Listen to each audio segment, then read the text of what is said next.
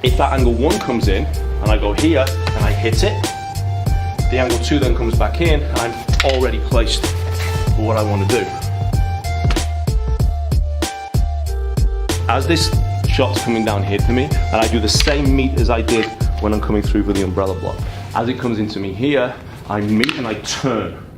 This time, my shot comes over, strikes to the temple. Strikes to the temple, down the body. 1, 2, 3. 1, 2, 3 down. I can apply a very similar concept of principle if I take the outside line as well. So as it comes here, pass, strike, check, out, down.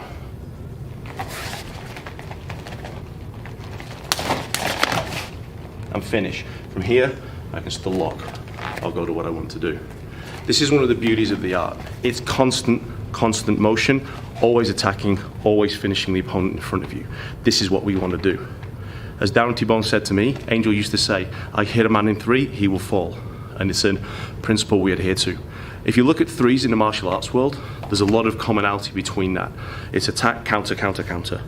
3 Hands Deep is a program put up by Sifu Harinder Singh. Hubert is a 3-beat drill. So all these threes are where we often want to make our living as fighters and as practitioners. When we go beyond this, we're increasing the opportunity for my opponent to counter me and do something back to me. It's not that you can't do 4. So if I deal with Morrigan here, this is her first strike. She blocks this one across, and then she puts a strike into me. Now I'm going to finish her. Boom. But it doesn't mean you can't go on further. In the same way, if I'm a boxer and I throw a 1, a 2, and a 3, and they don't land, I'm probably not going to throw a 4th one because she's already primed. If, however, I throw a 1, this 2 lands, bang, now I can throw 7, 8, 9, 10, 11, 12. I can keep going because she's in a position where she can't fight back. So it's not that you won't throw them in more than 3s. It's just if you haven't landed what we call an efficient hit that allows you to follow up within that 3, you need to change your strategy or just regroup and go to something else.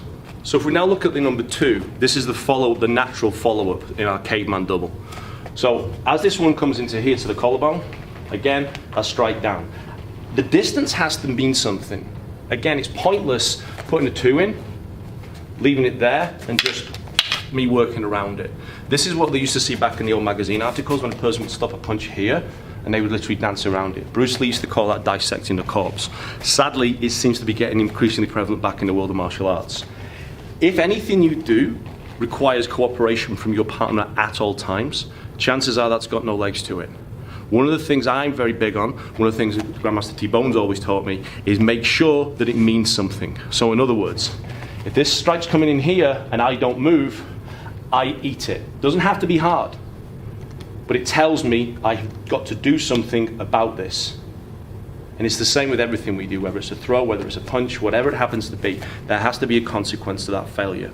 And it seems to be missing from a lot of training. Consequence isn't pain or unconsciousness. It just means you get that reminder that what you've done hasn't worked. The angle 2 comes in. Check. Again, good grip on the hand. We have the opposable thumb for a reason. It's one of the great moments in human evolution. We lock it down, we check it down here. I move the stick, I hit underneath. From here, check again, strike and lock. Check, move, hit, lock. Now of course, if that angle 1 comes in and I go here and I hit it, the angle 2 then comes back in, I'm already placed for what I want to do. If the angle 1 comes in and I go here, if she then cuts for a 2 because she snaps it back to her shoulder, okay, now I've got a different animal because I'm slightly more jammed up. One of the beauties is though, if I go here, 1, and then she sets for the 2, I can do exactly the same thing I've just done with the 1. Again, this is the efficiency of the art. It's one of the reasons I fell in love with it. With the 2 again. Smash, check, finish. Exactly the same way I do taking an outside line on the 1. What we then start to work with the students is, as she fires that one to me, fire the one, I'll pass, lock, then she'll fire the two straight away, finish here. So you get used to working them in sequence. Of course, she can fire a 1, then a 2, she can fire a 3, a 4, a 5, the 6, the 7, the 8, the 9, the 10, the 11, and the 12. We can sequence through those in that order, or we can break that sequence. The point is, I'm always poised to react. So every strike takes me to a defense, and every attack takes me to a strike.